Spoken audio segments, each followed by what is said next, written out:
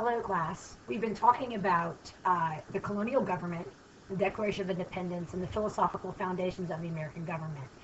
And during the time of the colonies, obviously, we should all be aware of the fact that the American colonies underwent a revolution against Great Britain, the government that for a long time was the mother country of the American colonies.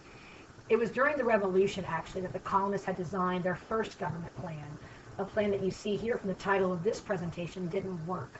And that plan was called the Articles of Confederation, which is why this presentation is titled The Government That Failed. And we learn lots of lessons, so you see here America's first government and the lessons learned, because we learned a great deal of lessons from that failed government during the colonial period. So before we even get to the American Revolution, let's look at the fact that the American colonies, first of all, for those of us that have not had American history, we're going to get a little bit of a synopsis here of what was going on at that time, in this time period.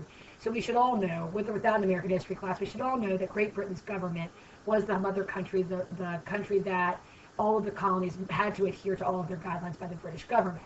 However, they're an ocean away. They're very far, and Great Britain for a long time wasn't very concerned with the day-to-day happenings of the American colonies. So it was then that the colonies really, you can see here, governed themselves, and that they were pretty autonomous. They're pretty independent. And they created their own governments and their own daily operations, really without Great Britain ever really being that concerned with what was happening in America.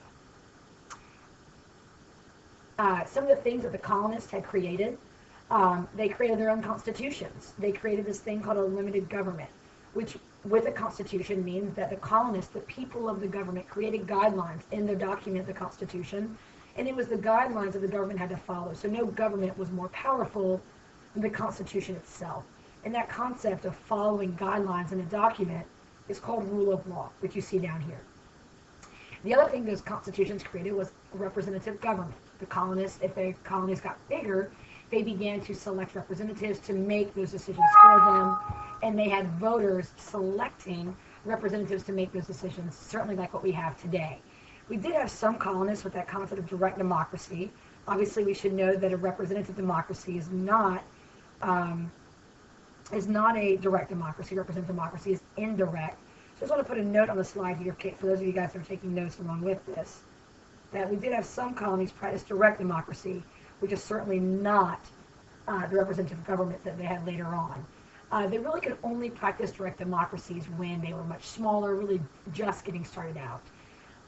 As time went on, and as the colonies got so big they had to create their own representative governments, and they were making more and more decisions, you saw the British government actually focus more and more and more in time on the happenings, the daily affairs of the colonists. A lot of this had to do with money, the fact that the British government needed money, and so they could look to the colonies to make money from trade from the American colonies. And it was from that trade issue that many of the colonists started to lose some of their power from the British government, and that's where some of the problems started to really begin. So as the British government tightened its trade laws, as the British government tightened its taxing laws, that was another form of revenue for the British government, was to tax the colonies. Obviously, guys, I'm giving you a very brief summary of what's going on here historically. But in the spring of 1774, you have the American government, the American colonists, create a Congress because they're having some issues. They're not ready to rebel by any means yet, but they want to discuss some of the issues, some of the laws that were passed. The ringleader colony here is Massachusetts. Boston really had a huge issue, a lot of taxation and a lot of issues happening in Boston. And so they met in Philadelphia. The only colony to not send a delegate was Georgia. Part of that was because Georgia was having its own issues and could not really deal with the issues of what was happening in Boston. And this was just a discussion. Congress discussed, and actually their whole goal here was to try to come to an agreement, to try to petition the government for some change. And that's where they wrote things like the Olive Branch Petition and other requests for the British government to maybe change some of its rules. The Second Continental Congress, if you want to notice, I'm going to flip back to the slide here, where you can see that this is obviously the First Continental Congress. They meet, they make some decisions. They're nowhere near a revolution, so they disband, they go back home, nothing really changes.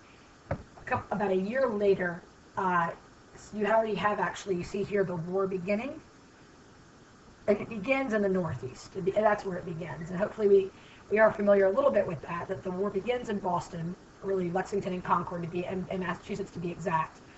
However, Congress met again once the first battle and the first bullets had been, or the first shots had been fired in the Revolutionary War. And so the Second Continental Congress was actually the Congress, we've already talked about the Declaration of Independence. That's the Congress that wrote the Declaration. That's the Congress that, really did bring us into, as a colonial group, into the war. And they're the ones, and this is our focus of this presentation, that created the Articles of Confederation. And that was, I'm just going to put a number 1 here. The Articles of Confederation, I want to make sure we understand, was America's first plan for government. That was the first time that we create our own government without anybody else's power and influence involved there, and it was called the Articles of Confederation. So what we need to know now, we know that it did not work, but we need to know why. So before we can even know why, we've got to figure out what did it do.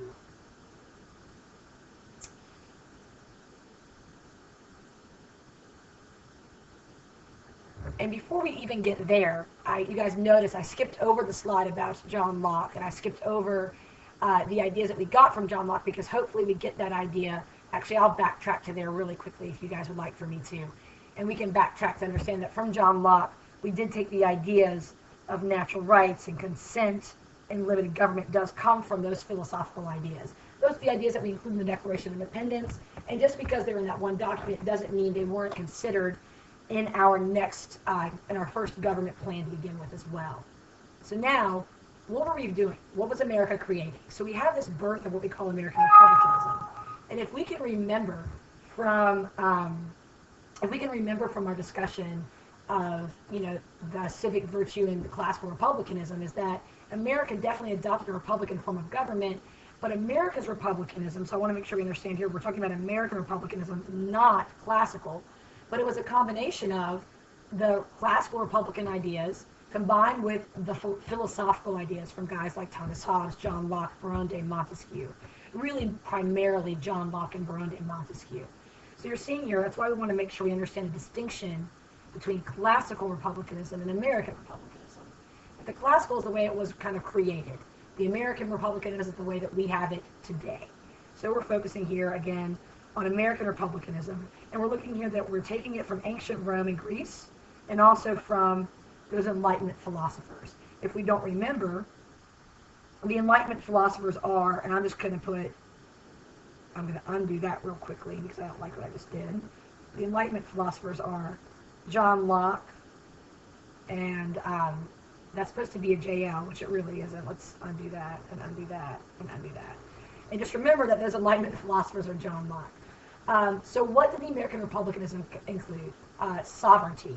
The word sovereignty here, make sure we understand, means power. Sovereign means power. So the sovereignty in American republicanism lies with the people. We also are very, very concerned with a limited government, having a rule of law, having a document be in charge of the American government. So the American government can't have ultimate power, the document does. And in this case, that document is going to be the Articles of Confederation. We have representation. We have equality. We have participation, civic virtue, the idea that the community is really important. Already talked about rule of law. And merit-based relations, meaning our government and people that are there because, people that are in our government are there because they've earned it, the merit. And that's what merit means, is that you're worth being where you are. So that's American republicanism. So what we created was the opposite of what we knew. So the first thing we have to understand is what the Americans, or what the colonists at this point, knew from a government.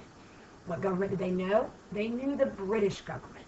And the design of the British government was very simply what we call, if you look over here, a unitary government.